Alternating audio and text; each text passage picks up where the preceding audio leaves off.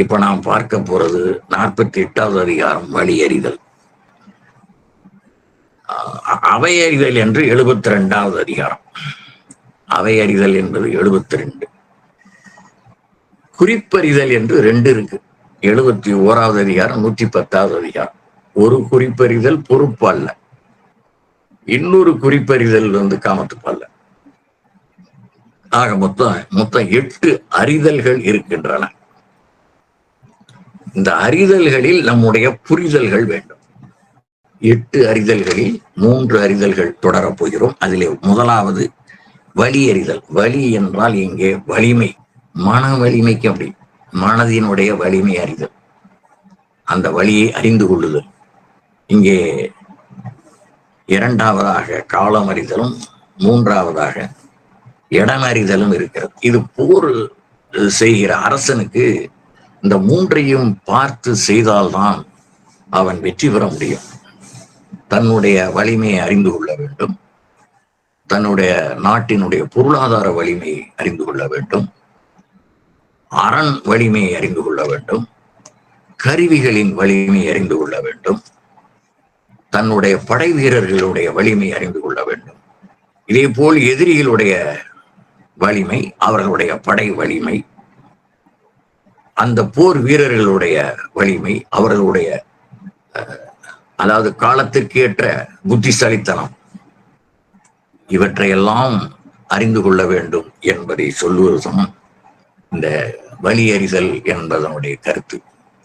அதிலே ஆழம் தெரியாமல் காலை விடாதே என்றும் அகலக்கால் வைக்காதே என்றும் மக்கள் வழக்கிலே சில செய்திகளை சொல்வார். இது ஒரு தனி மனிதனுக்கும் பொருத்தும், அரசுக்கும் பொருத்தும்.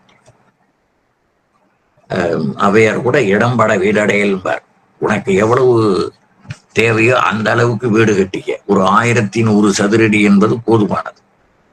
அந்த காலத்துல பெரிய பெரிய வீடுகள்லாம் கட்டணும். 2400 சதுரடி, 7000 சதுரடி எல்லாம் கட்டியிருக்காங்க. இப்ப செட்டிநாட்டுல போய் பாத்தீங்கன்னா ஒரு வீட்லயே 4 கல்யாணம் பண்ணலாம், அவ்வளவு பெரிய வீடு.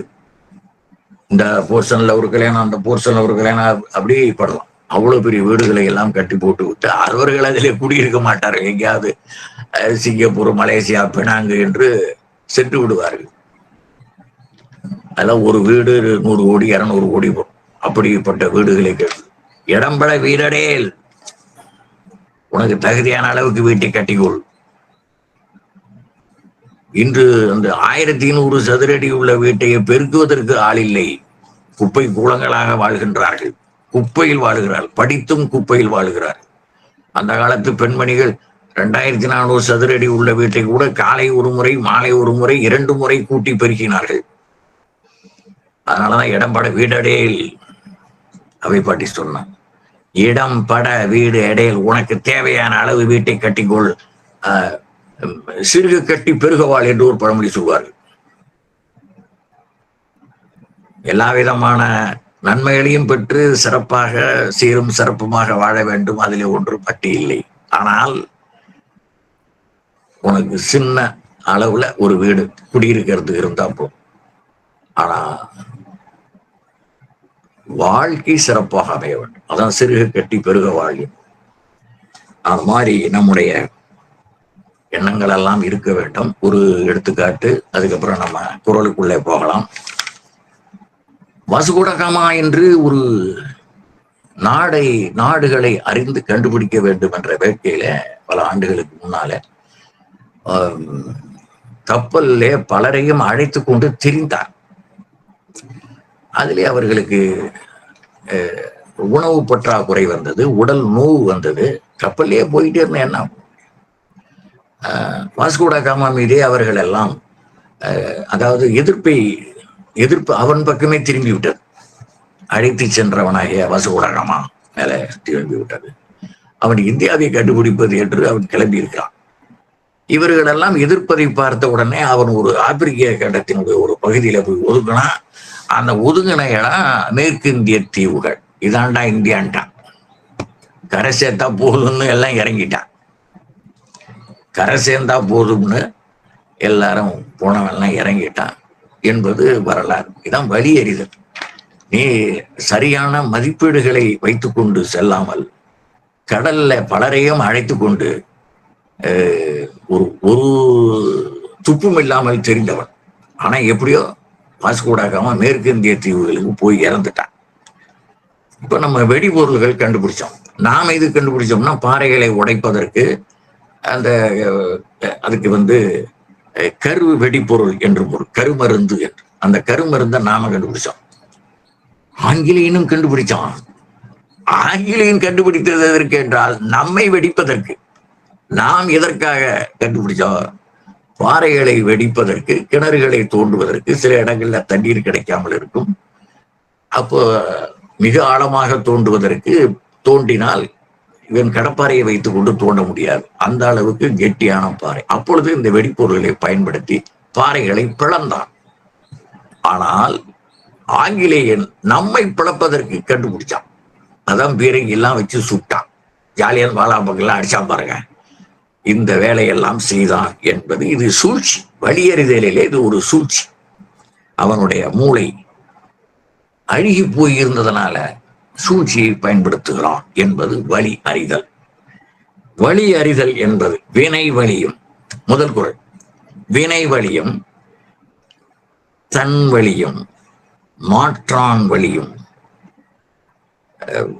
துணை வழியும் தூக்கி செயல். இந்த தூக்கி செயல் என்பது, தூக்கு என்பது ஒரு நிறுவை பொருள். அந்த காலத்துல தூக்கி செயல் என்பது இப்படி இருக்கும். தூக்கு என்பது இந்த குழந்தைகளுக்கு தெரியறதுக்கு வாய்ப்பு இல்லை.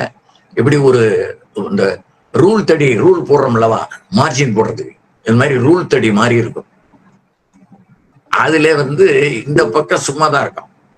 இங்க ஒரு கோடு, கால் தூக்கு, அரை தூக்கு, ஒரு தூக்கு கோடு இருக்கும். அந்த கோட்டுல இந்த இடத்துல பிடிச்சு தூக்குவாங்க.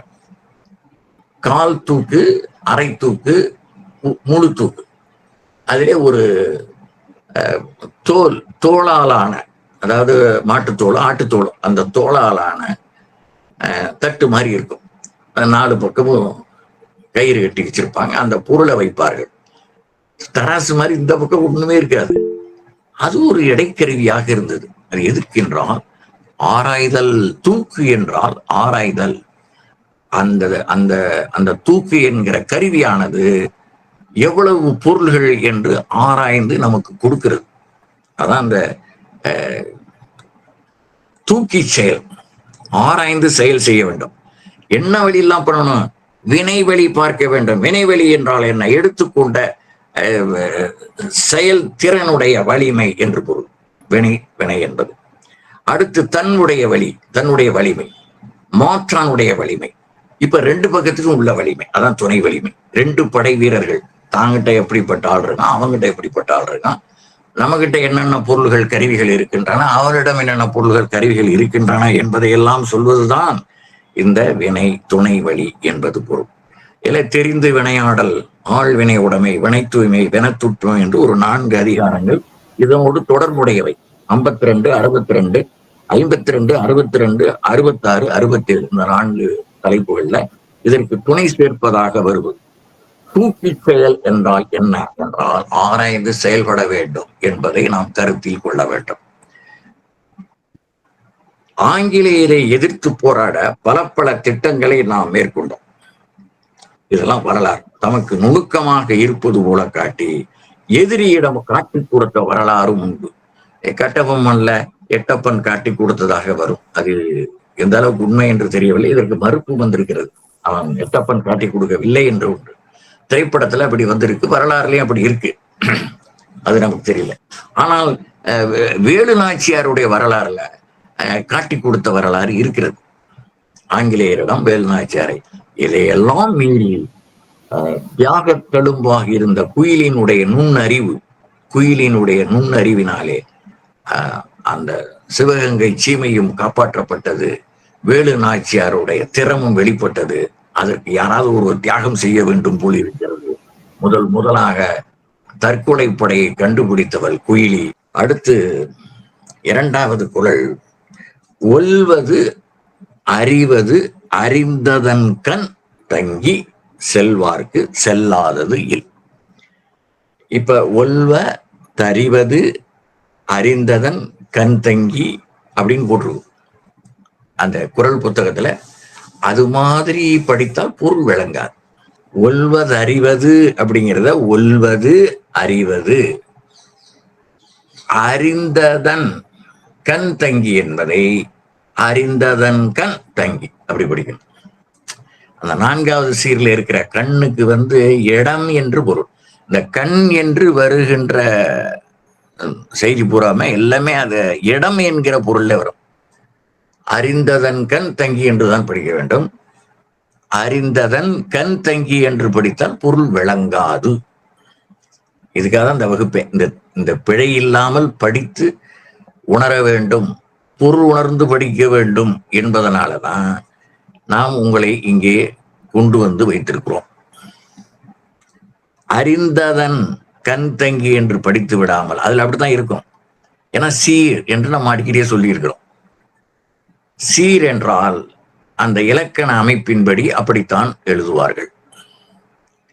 அதை பொருள் புரிகிற மாதிரி படிக்கிற போது அறிந்ததன் கண் தங்கி செல்வார்க்கு செல்லாதது அப்படின்னா என்ன பொருள்? ஒல்வது என்றால் பொருந்துவது. ஒல்வது ஒல்லும் என்றலும் ஒல்லாதது இல்லன மறுத்தலும் உலகத்து இயற்கை. புரியல. முடிவதை செய்யும் என்பது, முடிவதை முடியும் என்பதும், முடியாததை முடியாது என்பதும் பழிக்கு இடமாகிவிடும். ஆதலால் வழியறிவார் தம் வழியை தெளிவாக அறிதல் வேண்டும். அதற்கு மேல் அறிவது அறிந்து தன்னால் முடியும் என்பதை மெய்யாக்கும் வகையில் அறிய வேண்டிய பிற உண்டானால் அவற்றையும் அறிந்து அவ்வளவில் அமையாமல் அதன் கண் தங்கி அறிவது அதன் கண் தங்கி அத்தெளிந்து தேர்ந்த நிலையிலேயே அசையாமலையென நிலை பெற்று ஒருமுகப்பட்டவராயிருந்து எடுத்துக்கொண்ட செயல் மேல் செல்பவருக்கு அச்செயலை செய்ய முடியாதது ஒன்றும் இல்லை என்பது அதற்கு பொருள். அந்த குரல் இப்ப சுருக்கமா சொல்லணும்னா, எடுத்த செயலை முடித்து வீருடன் விளங்கத்தக்க வரைபடம் வகுத்து தருவது இக்குறள். எடுத்த செயலை வெற்றியாக முடித்து வீருடன் விளங்கத்தக்க வரைபடம் வகுத்து தருவது இக்குறள். அதுக்கு சரியான எடுத்துக்காட்டு சொன்னாதான் புரியும். இன்னும் புரியல, எனக்கும் புரியல. இப்ப இந்த எடுத்துக்காட்டு சொன்னேன்னா எனக்கும் புரியும், உங்களுக்கும் புரியும். எடுத்த செயலை வெற்றியாக முடித்து வீருடன் விளங்கத்தக்க வரைபடம் வகுத்து தருவதுதான் இந்த குறளுடைய வேலை. ஒல்வது அறிவது அறிந்ததன்கண் தங்கி செல்வார்க்கு செல்லாதது இல். இப்ப பாருங்க, மேல்நாட்டுல ஆண்ட்ரூ கார்னிசு என்று ஒருவன், ஒரு ஏழை இருந்தான். வறுமையில வாடினான். இளமையில வறுமையில் மிகவும் வாடினான். ஆனா கொடுத்த வேலை எதை கொடுத்தாலும் செய்வான். ஆனா அந்த வேலையில்லா திண்டாட்டத்தை ஒழிப்பதற்கு 1040வது குறள்ல சொல்லியிருக்காருன்னு சொன்ன பாருங்க திருவள்ளுவர். அது நல்லா நினப்பு வச்சுக்கோங்க. வேலையில்லா திண்டாட்டத்தை ஒழிப்பதற்கு அவர் காலத்துல வேளாண் தொழில் தான் சிறந்து விளங்கியது. அதனால வேளாண்மை உழவு தொழில அந்த குறளை வச்சிருக்கார். உழவுங்கிற அதிகாரத்துல இளம் என்று அசி இருப்பாரை காணி நிலம் என்னும் நல்லா இல்ல. சும்மா இருக்கேன்னு சொல்லாதுற. நீ என்ன பெரிய என்ன படிச்சு விட்ட? அந்த படிப்பெல்லாம் ஒண்ணுக்கும் உதவாது, குப்பை. என்ன படிச்சுக்கணும்? வாழ தெரியணும். அதுக்கு நிலத்தை கொத்துங்கிறாரு. சும்மா இருக்கேன்னே சொல்லவே கூடாது அப்படின்னு அந்த வேலையில்லா திண்டாட்டத்தை ஒழிப்பதற்கு 1040 போட்டு வச்சுக்கோங்க. குறிப்புல எழுதி குறிச்சுக்கோங்க. இப்ப இங்க இந்த பையன் அப்படிதான். எங்க வேணா இந்த ஆண்ட்ரூ கார்னிசு அந்த பேரை குறிச்சுக்கோங்க. ஆண்ட்ரூ கார்னிசு இவன் எவ்வளவு பெரிய உலகத்திற்கு வழிகாட்டி என்பதை நாம் தெரிந்து கொள்ளலாம். இளம் வயதிலே மிகவும் வறுமையால் வாடினான். தொடர்வண்டி நிலையத்துல அங்க இருக்கிறவர்கள் கொடுக்கிற வேலையை செய்துவிட்டு அவர்கள் கொடுக்கிற உணவை உண்டு வயிற்றை கழுவி கொண்டிருந்தான். அங்க இருக்கிற தொடர்வண்டித்துறை அலுவலர்கள் எல்லாம் இவனுடைய வேலை திறனையும் சுறுசுறுப்பையும் பார்த்து இவனுக்கு ஏதாவது ஒரு சரியான வேலை கொடுக்க வேண்டும் என்று நினைத்தார்கள். சும்மா இருக்கிற போதெல்லாம் புத்தகத்தை படிப்பது இவன் தொழிலாக கொண்டிருந்தான். அங்க இருக்கிற நூலகத்திலே இருக்கிற புத்தகங்களை எல்லாம் படித்தான். தன்னுடைய அறிவை வளர்த்து கொண்டான். அதன் மூலமாக, புத்தகத்தின் மூலமாக நிறைய அறிவை வளர்த்து கொண்டான். அந்த தந்தி அடிக்கிற அலுவலர், தந்தினா இப்ப நம்ம அஞ்சலகத்துல தந்தி இருந்து இப்ப எடுத்துட்டாங்க. அங்கே ஒரு தந்தி உண்டு. தொடர் வண்டி நிலையத்துல தந்தியின் மூலமாக டக்கு டக்கு டக்கு சத்தம் கேட்டுக்கிட்டே இருக்கும். அந்த குறிப்புகளை வைத்து நாம் தெரிந்து கொள்ள வேண்டும். அந்த அலுவலர் உடன் கூடவே இருந்து அதை பார்த்து கொண்டே இருப்பான், என்ன நடக்குது அப்படின்னு. அதை பார்த்து பயிற்சியினாலே, அனுபவத்தினாலே அந்த தொழிலில் திறம்பட மெளிர்ந்தான். இது அவன் இதெல்லாம் கிரகிக்கிறான் என்பது அந்த அலுவலருக்கு தெரியாது. கூட இருந்து உதவுகிறான் என்பது மட்டும்தான் தெரியும். அவன் எவ்வளவு பெரிய ஆளாக போகிறான் என்பதெல்லாம் அவருக்கு தெரியுமா தெரியாதா என்று தெரியவில்லை. ஆனால் இவன் எந்த அளவுக்கு அந்த அந்த துறை சார்ந்த அறிவை இவன் கற்றுக்கொள்கிறான் என்பதை அவர் அறிந்திருக்கவில்லை. ஒரு நாள் ஏதோ இடர்பாடு, அவர் அந்த அலுவலகத்தை விட்டு வெளியில் சென்றிருக்கிறார். பணியில் இருப்பவர் வெளியில் சென்றிருக்கிறார். நல்லா கவனமா வச்சுக்கோங்க. இப்ப அந்த தந்தியில ஒரு செய்தி வரும், இந்த வண்டி உங்களுடைய நிலையத்தை நோக்கி வந்து கொண்டிருக்கிறது, இந்த திசையில் இருந்து இந்த இடத்துக்கு போகிற வண்டி என்று. நீ அந்த அறிவிப்பு செய்வார்கள், பார்த்திருப்பீர்கள். அதாவது தொடர் வண்டி நிலையத்துல அறிவிப்பு செய்து கொண்டே இருப்பார்கள். 3 மொழிகளிலேயும் அறிவிப்பு செய்வார்கள். அப்ப வரும்போது இந்த வடக்கிருந்து வருகிற வண்டியை நிறுத்து, தெற்கிருந்து வருகிற வண்டியை உற்று அப்படின்னு அதுல வருது. அது இயக்கிற அலுவலர் இங்க போயிட்டாரு. இப்ப கவனிக்கலைன்னா 2 வண்டியும் ஒரே தண்டவாளத்திலே சென்று மோதிக்கொள்ளும்.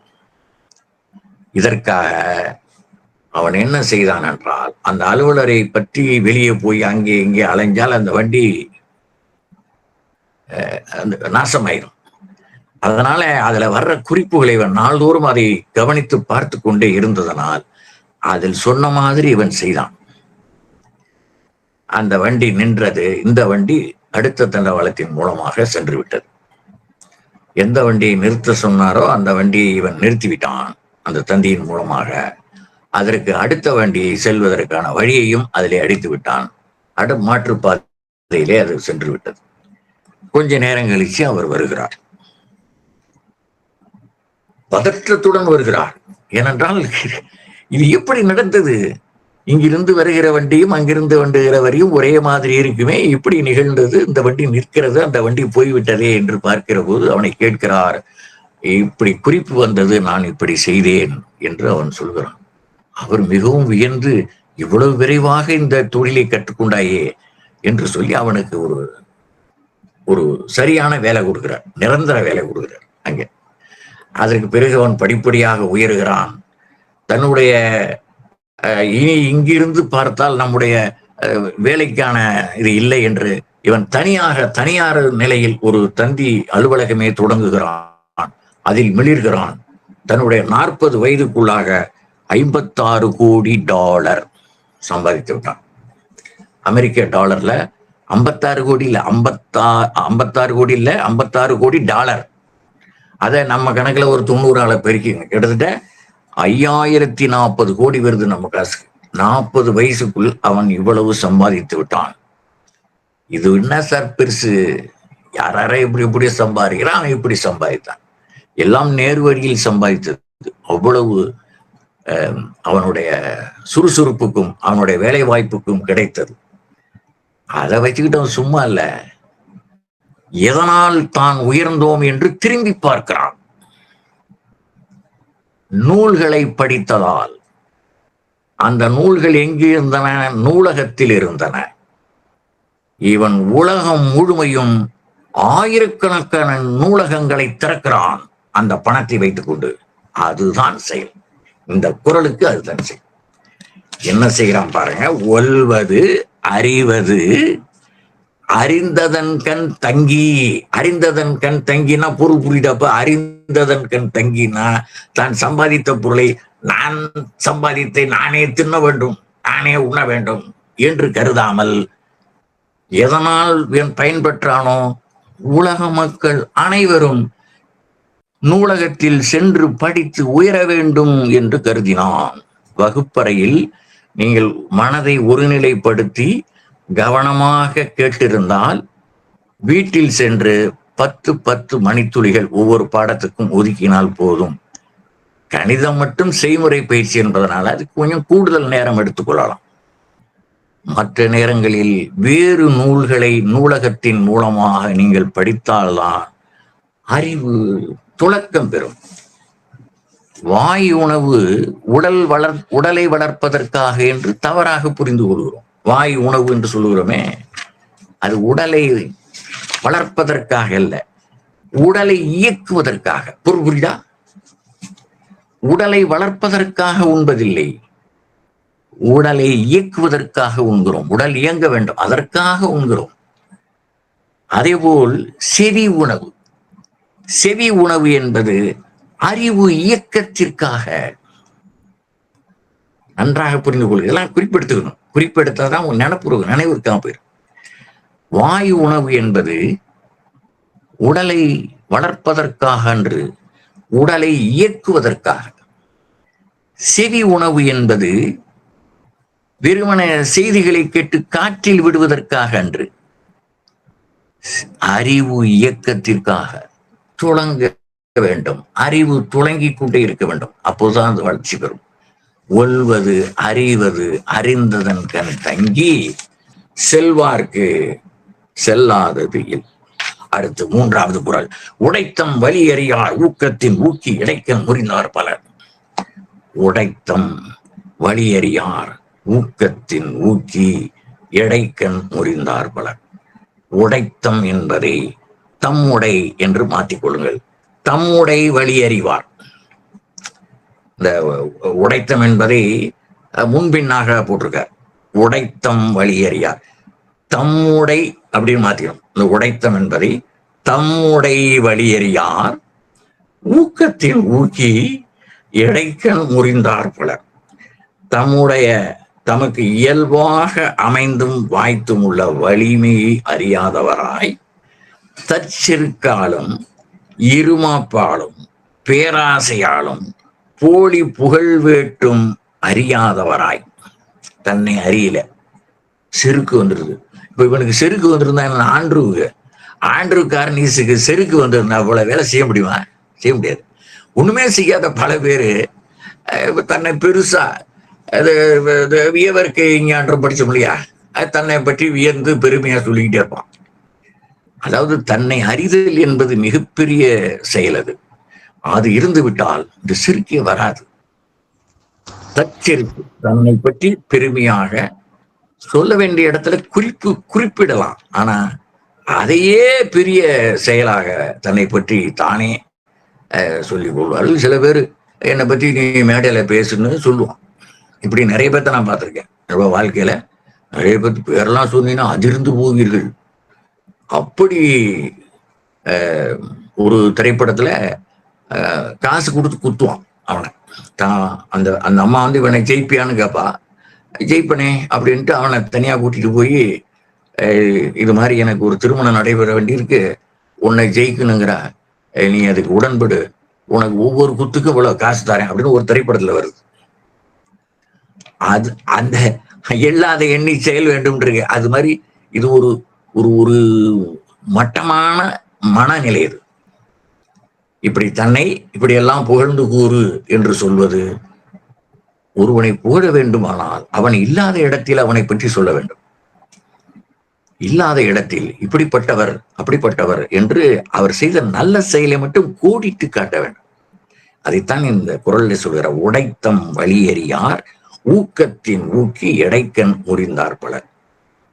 இந்த போலி புகழ் எடைக்கண் முறிந்தார் பலர்னா எதிர்காலத்துல மிளிர முடியாது. அது புரியல அவங்களுக்கு. நிகழ்காலத்துல வாழும் காலத்துல உன்னுடைய செல்வாக்கை நீ பயன்படுத்தி கொண்டிருக்கலாம். உன்னுடைய செல்வத்தில் இருந்து பங்கு போடுவதற்காக, உன்னிடமிருந்து பறிப்பதற்காகவோ அவர்கள் உன்னை பற்றி போலியா, அதான் போலி புகழ்ங்கிறார், போலியாக புகழலாம். ஆனா அது எதிர்காலத்தில் நிற்காது என்கிற அறிவு இல்லாதனால அது ஞானசூன்யமாக இருக்கிறது. தன்னை அறிய திருமூலர் சொல்றார், தன்னை அறிய தனக்கு ஒரு கேடு இல்லை. தன்னை அறிய தனக்கு ஒரு கேடு இல்லை, கெடு இல்லை. தன்னை அறியாமல் தானே கெடுகின்றான். தன்னை அறியாமல் இந்த போலி புகழ் இருக்கு பாருங்க, தன்னை அறியாமல் தானே கெடுகின்றான். தன்னை அறிவும் அறிவை அறிந்தபின் தன்னை அரிசிக்க தான் இருந்தானே. இப்படி அறிஞ்சிட்டா இந்த தன்னை அரிசிக்க தான் இருந்தானே என்பது, தான் என்பது இங்கே பிறர், மற்றவர்கள் உன்னை போற்றி புகழ்வார்கள், நீ உன்னை நீ அறிந்து விட்டார் என்று அந்த கருத்தை மிக எளிமையாக திருமூலர் எழுதியிருக்கார். இது கைவல்ய நவநீதம் என்று ஒரு நூல். தாண்டவராய சுவாமிகள் நன்னிலத்திலே பிறந்தவர்.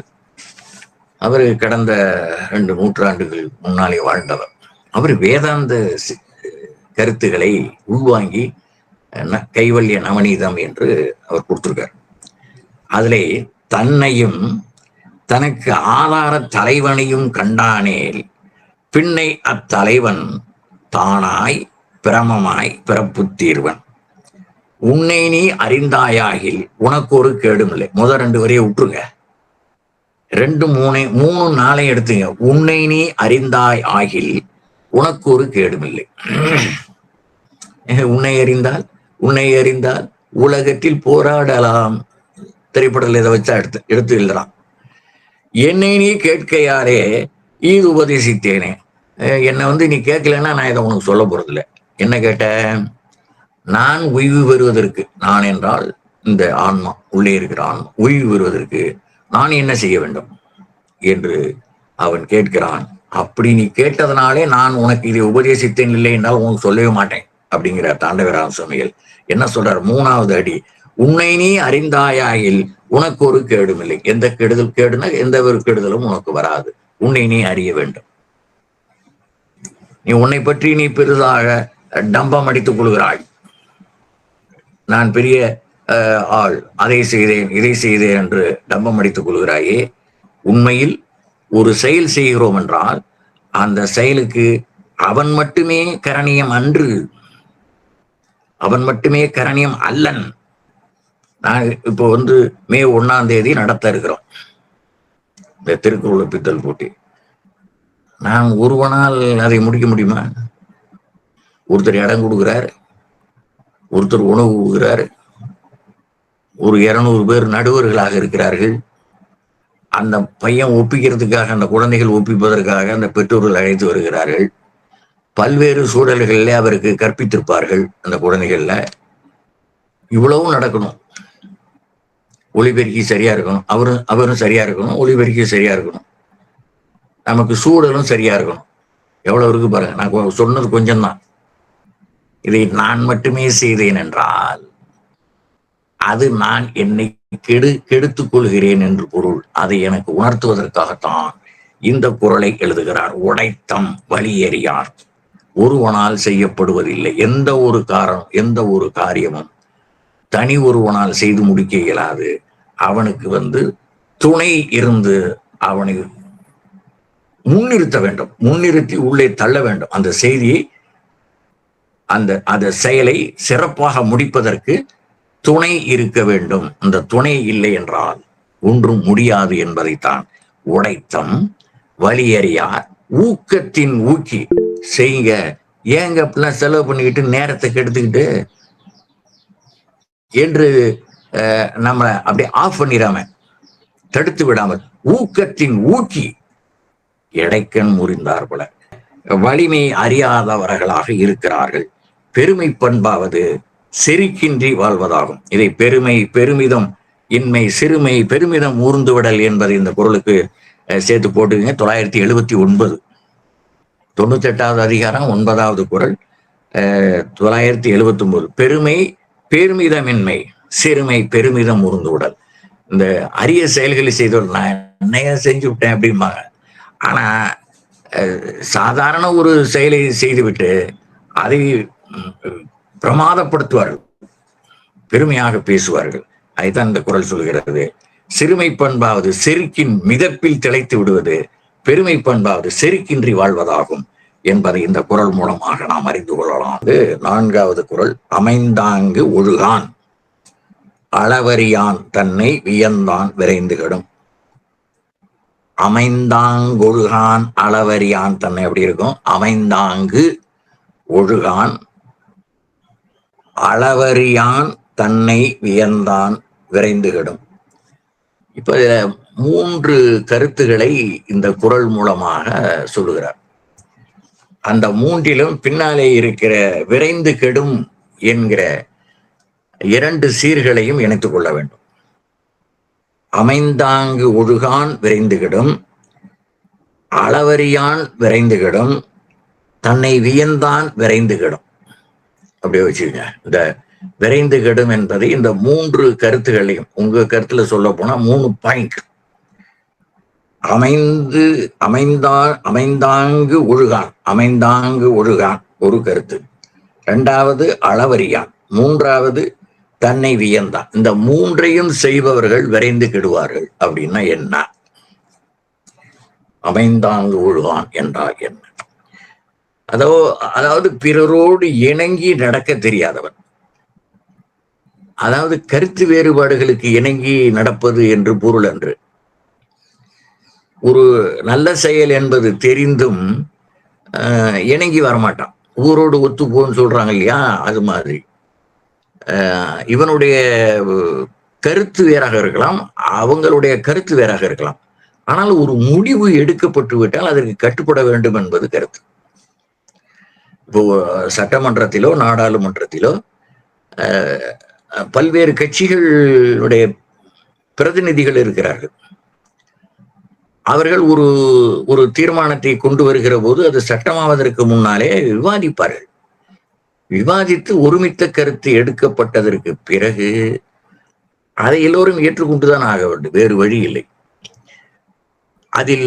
அதற்கு பிறகும் பிழை இருக்கிறது என்றால் திரும்ப அதை திருத்தம் கொண்டுவதற்கு முயற்சி செய்ய வேண்டுமே தவிர, அது ஒருமித்த கருத்தால் அந்த சட்டமானது நிறைவேற்றியதற்கு பிறகும் அதை மறுக்கக்கூடாது. அந்த நேரத்தில் பிறகு அதை திருத்தம் கொண்டு வரலாம். இன்னென்ன பிழைகள் ஏற்படும் என்பதை தெளிவாக எடுத்து சொல்லிக் கொண்டே இருந்தால் ஒரு காலத்தில் அந்த திருத்தத்தின் மூலமாக அந்த சட்டமானது மேலும் செம்மைப்படும். அதான் இணங்கி இருக்க வேண்டும். ஒரு கருத்து முற்று பெற ஒரு ஊரளவில் அல்லது தெருவளவில் அல்லது குடும்ப அளவில் எப்படி வேண்டுமானாலும் வைத்துக் கொள்ளலாம். பிறரோடு இணங்கி நடத்தல். அப்படி நடக்கலைன்னா அவன் விரைந்து கெடுவான். எப்படி திருவள்ளுவர் அழகு பண்ணியிருக்காரு பாருங்க. அடுத்தது அளவறியான். ஒரு வாழ்க்கையிலேயே ஒரு அளவறிந்து வாழ தெரிய வேண்டும். படாடோகமாக, பகட்டாக, ஆடம்பரமாக, இதெல்லாமே சமஸ்கிருத வார்த்தைகள் தான். ஏன்னா வழக்கில் இந்த வார்த்தைகள் தான் புழங்கி கொண்டிருக்கின்றன. அப்படி நடக்கக்கூடாது என்பதற்காக அளவறிந்து வாழ வேண்டும். அதை பின்னால பார்க்க போறோம் அந்த குறளையும். அந்த அளவறிந்து வாழாதான் வாழ்க்கை உளவுல இல்லாகி தோன்றாக்கடும் என்பதை தெளிவாக இது ஒரு குறள்லயே விளக்க போறார். இப்ப இந்த குறள்ல ஒரு பாயிண்டாக சொல்கிறார். அந்த குறள்ல முழுமையாக அந்த கருத்தை வலியுறுத்த போகிறார்.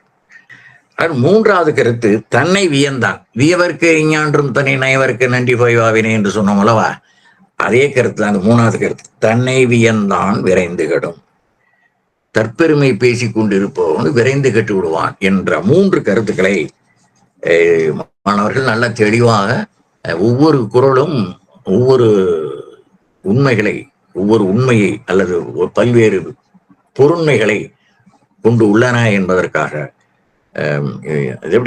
விட்டு போய்விட முடியாது. அப்படி ஒவ்வொரு குறளையும் இப்படி அழுத்தமான கருத்துக்களை கொடுத்திருக்கிறார்.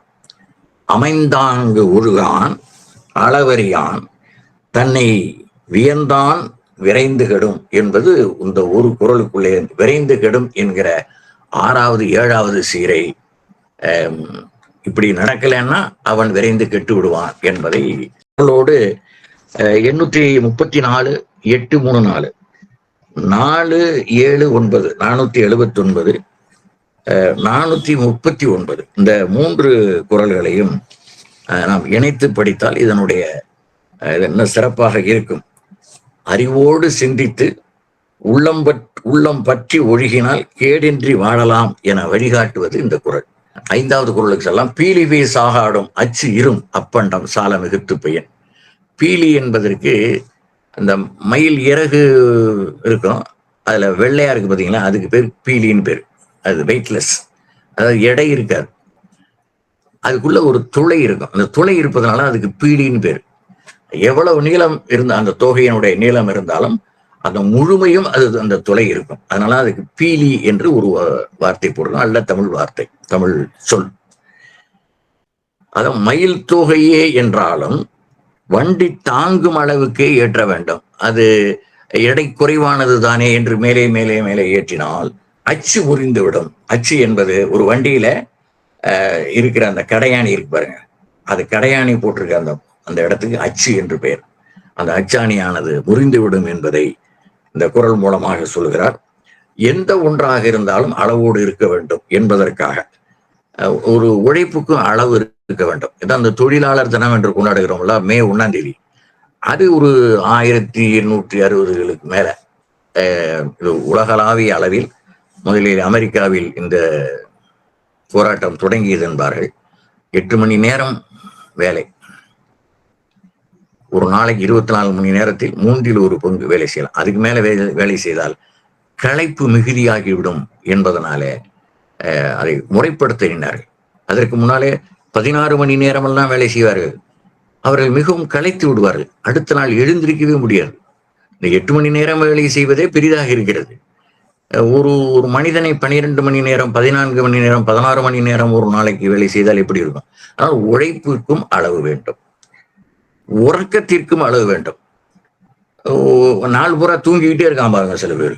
சாப்பிடுவான் தூங்குவான், சாப்பிடுவான் தூங்குவான், வேற எந்த வேலையும் செய்ய வேண்டாம். உழைப்புக்கும் உறக்கத்திற்கும் அளவு வேண்டும், உரையாடலுக்கும் அளவு வேண்டும். இந்த வெட்டி பொழுது பேசிடுவோம், பயனில்லை சொல்லாமன்னு ஒரு அதிகாரம் படிச்சோம் இல்லையா? அப்படின்னால பயனற்ற வார்த்தைகளை, வீண் வார்த்தைகளை பேசிக்கொண்டே இருப்பான். ஒரு மொக்கு பார்த்தீங்கன்னா இளைஞர்கள், இந்த வேலை இல்லாமல் இருக்கிற இளைஞர்கள் எல்லா ஊர்கள்லையுமே இந்த முச்சந்தி நாட்சந்தி எல்லாம் இருக்கிற இடத்துல ஒரு ஒரு பைக்கை ஒன்று வீட்டில் வாங்கி கொடுத்துருவாங்க. அந்த பைக்கை குறுக்க நிறுத்திக்கிட்டு மக்களுக்கு இடையூறாக நின்று கொண்டு வெட்டி வெட்டி பொழுது பேசிக் கொண்டிருப்பார், பயனற்ற வார்த்தைகள். அதனால உரையாடலிலும் அளவு வேண்டும், உவகைக்கும் அளவு வேண்டும். மகிழ்ச்சி என்று வந்தா ஒரு பரிசு பெற்றோம் என்று சொன்னா மகனதளவிலே மகிழ்ச்சி அடைவதோடு சரி, துள்ளி திரிக்க கூடாது. நிலையில் தெரியாத அடங்கியான் தோற்றம் மலையினும் ஆன பெய்துன்னார் அடக்கமுட மேல திருவள்ளுவர். அதுபோல துள்ளி குதிக்க கூடாது. வேறு யாருமே பெற்றிராததை போல தான் அப்படிலாம் செய்யக்கூடாது என்பதனால் உவகைக்கும் அளவு வேண்டும். உவகை என்பது மகிழ்ச்சி. அளவுக்கு மிஞ்சினால் அமிர்தமும் நஞ்சு என்பது நம்முடைய வழக்கிலே உள்ள பழமொழி என்பதனாலே எல்லாவற்றிலும் அளவோடு இருக்க வேண்டும் என்பதற்காக பீலிவை சாகாடும் அச்சு இரும், அச்சிரும்னு போட்டிருக்கோம். அச்சு இரும், அச்சு இரும், அச்சு உடைஞ்சிரும். அந்த வண்டியில இருக்கிற அச்சானது உடைந்து விடும், அதான் அச்சு இரும். அப்பண்டம், எப்பண்டம், பீலி என்கிற அந்த பொருள் சால மிகுத்து பெய்யும். மிகுதினால அதிகம், சால மிகுத்துன்னா மிக அதிகமாக அதிகமாக அதிகமாக மேல. நான் அந்த கரும்பு வண்டியை போவேல பார்த்துருக்கிறேன். எங்க ஊர் பக்கத்துல ஒரு சர்க்கரை ஆலை இருக்கிறது. அதுக்கு அந்த டயர் வண்டி போட்டு, இரும்பாலான வண்டி அது, டயர் போட்டிருப்பாங்க. அதிகபட்சமா ஒரு 3 டன், அதாவது 3000 கிலோ ஏற்றலாம். அதுல இவர்கள் 4 டன் அளவுக்கு ஏற்றி விடுவார்கள். அந்த 2 மாடும் இழுப்பதற்கும் சிரமப்படும். இப்படியே சிரமப்பட்டு அது 2ம் அடி வாங்கறதுக்கு பயந்துக்கிட்டு இழுத்துக்கிட்டு போகுதுன்னு வச்சுக்கோங்க. அப்படியே போற போது இந்த டயர் தாங்காம படார்னு வெடிச்சிடும். இதான் அச்சு இரும். அதனால எதுக்கும் பொருந்தும், எதற்கும் பொருந்தக்கூடியது அந்த குறள். சால என்றால் உரிச்சொல். இலக்கணத்துல சால, உரு, தவ, நனி, கூர், கழி என்று இந்த வார்த்தைகள் எல்லாம் உரிச்சொல் என்று காட்டப்படும். இந்த உரிச்சொல் என்பதில் மிகுதி என்கிற பொருளை தருவது. தவ பிஞ்சு, வெள்ளரி பிஞ்ச தவ பிஞ்சுனா அவ்வளவு மிகுதியான பிஞ்சுன்னு அர்த்தம். அதாவது பிஞ்சிலேயே பிஞ்சு அப்படி இருக்கக்கூடியவருக்கு தவ பிஞ்சு என்று சொல்வார். சால உருபசி என்று திருவள்ளுவர் சொல்லுகிறார் அல்லவா? மிகுதியான பசி, அதான் உருபசி. உருபசி ஓவா பிணியும் இப்படின்னு சொல்றாரு இந்த குறள்ல. அப்படி இந்த இந்த இந்த சொற்கள் எல்லாம் உரி சொற்கள். பெயர் சொல், வினை சொல், இடைச்சொல், உரிச்சொல் என்று 4 வகையான சொற்கள் இருக்கின்றன. அந்த 4 சொற்களை உரிச்சொல் இந்த குறள்ல போட்டிருக்கார். சால மிகுத்து பெயினால் ஏற்றினால் பீலிவை சாகாடும் அச்சீரும் அப்பண்டம் சால மிகுத்து பெயன்.